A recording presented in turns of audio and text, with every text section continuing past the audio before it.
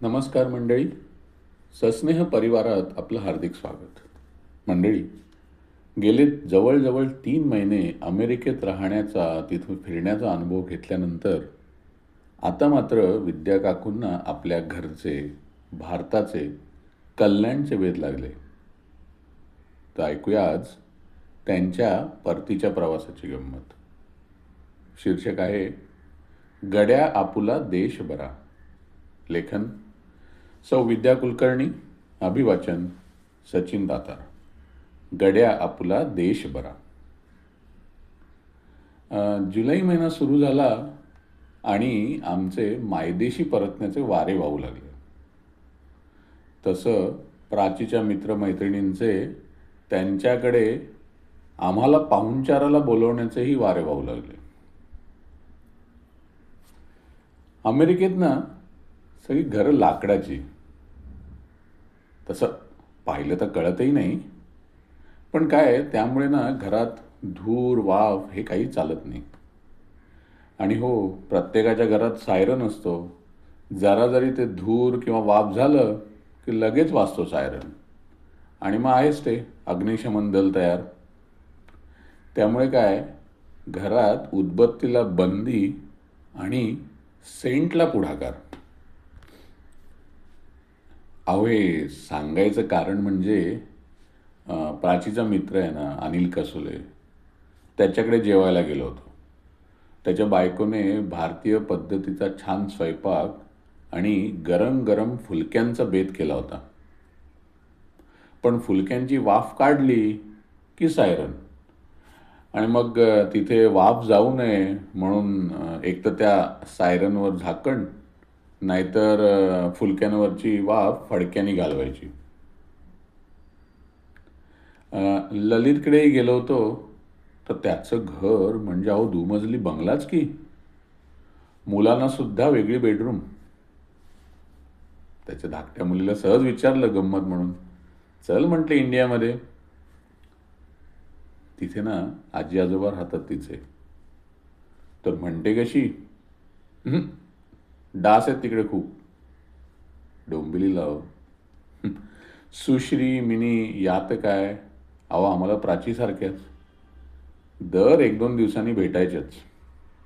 त्यांच्याकडे आमची कांदा भजीची पार्टी सुद्धा झाली. अनुपने मोठं घर घेतलंय तिकडे, त्याच्याकडेही गेलो होतो. बरं, आपल्या इथे असतात ना तशा तिथेही सोसायटी आहेत.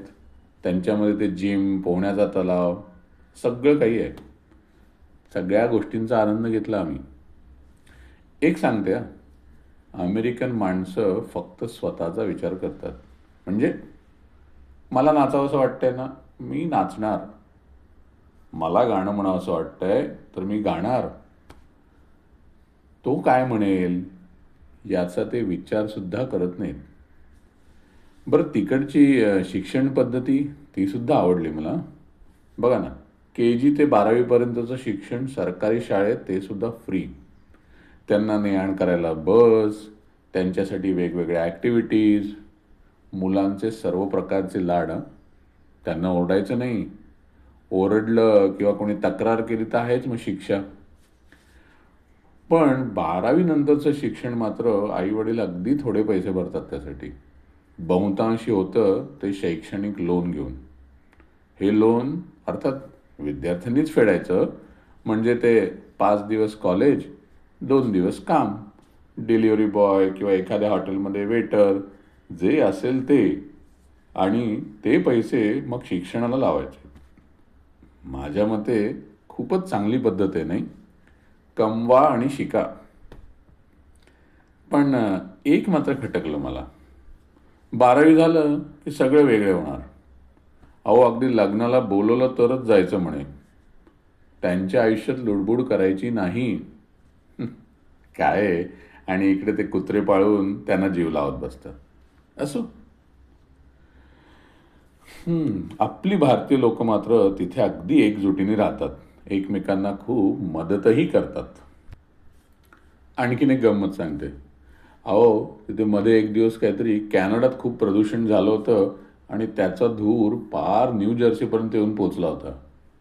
मग काय, प्रदूषण झालं तसे सरकारचे मेसेजेस सगळ्यांना, कोणीही घराबाहेर पडू नका, दारं खिडक्या लावून ठेवा, AC चालवा. नेमकी मी त्याची फेरी मारायला म्हणून बाहेर पडले होते, तर रस्त्यावर कोणीच नाही. अहो घाबरले जरा मनात, लगेच परत आले. मग हे सगळं कळलं. बरं, दुसऱ्या दिवशी संध्याकाळी सांगितलं आता प्रदूषण कमी झालंय, गरज असेल तरच बाहेर पडा. पण तिसऱ्या दिवशी मात्र सगळं सुरळीत. बरं, कुठलं पार्सल वगैरे घरी आलं तर ते वरच्या मधल्यावर आणून देत नाहीत हा, खालीच ठेवतात. पण कुणीही उचलून नेत नाही. आणि हो, कुठेही भटकी कुत्री मात्र पाहिली नाहीत मी. वापरा आणि फेका हा मंत्र अमेरिकेचाच बहुतेक. तिथे अगदी चांभार, इस्त्रीवाला, छत्री रिपेअर करणार, शिंपी असे कोणी कोणी दिसले नाहीत. दुरुस्त करायचं असेल ना तर स्वतः करा, नाही तर सरळ केंद्राच्या बादलीत टाका. त्या बुटाच्या दुकानाबाहेर सुद्धा एक असं पिंप ठेवलेलं असायचं, जुने बूट टाकायला. नको असलेले कपडे टाकायला मॉलच्या बाहेर एक जागा, तिथे व्यवस्थित त्यांच्या प्लास्टिकच्या पिशवीत भरून ते चेन लावून कपडे टाकून द्यायचे. कचरा, ओला कचरा, सुका कचरा दोन्ही वेगवेगळे करून ठेवायचे आणि टाकायचे. अहो कचरा कुंडीवर कॅमेरे बसवले असतात. जर का चुकून कोणी इकडे तिकडे टाकलं तर त्याला कॅमेरा दाखवून उचलायला लावायचा. गमतच आहे नाही. बरं, असं करता करता, अनुभव घेता घेता आमचे 3 महिने कसे सरले खरंच ते कळलं नाही. आणि 14 जुलैला आम्ही भारतात यायला निघालो. 14 जुलैला अगदी सकाळी लवकर निघायचं होतं आणि त्या दिवशी सकाळी पाऊस पडणार असा हवामानाचा अचूक अंदाज, म्हणून आदल्या रात्रीच आमच्या बॅगा गाडीत वगैरे आणून ठेवल्या होत्या. 15 जुलैला आम्ही मायदेशी परतलो. आणि दुसऱ्या दिवशी जाग आली ती कारच्या हॉर्नमुळे, जो एवढे दिवस ऐकलाच नव्हता. स्वच्छता, शांतप्रिय आणि सरकारने केलेले नियम हे आपल्या चांगल्यासाठी आहेत ही भावना मनात ठेवणारे अमेरिकन, आणि सरकारने नियम केले की ते कसे मोडता येतील हे बघणारे भारतीय. पण एक मात्र नक्की आहे मंडळी, अहो भारतीय ते भारतीयच.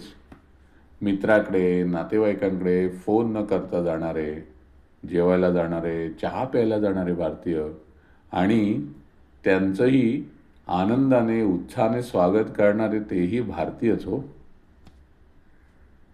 असो, म्हणतात ना, गड्या आपुला देश बरा गाव बरा, भारत माता की जय. काय मंडळी, मजा आली ना अमेरिकेची टूर करायला विद्या काकूंबरोबर? अहो मग अभिप्रायात नक्की लिहा. बरं, आजचं आपलं अभिवाचन आणि आपलं सस्नेह चॅनल लाईक करा, मित्रमंडळींबरोबर शेअर करा आणि सबस्क्राईबसुद्धा करा. धन्यवाद.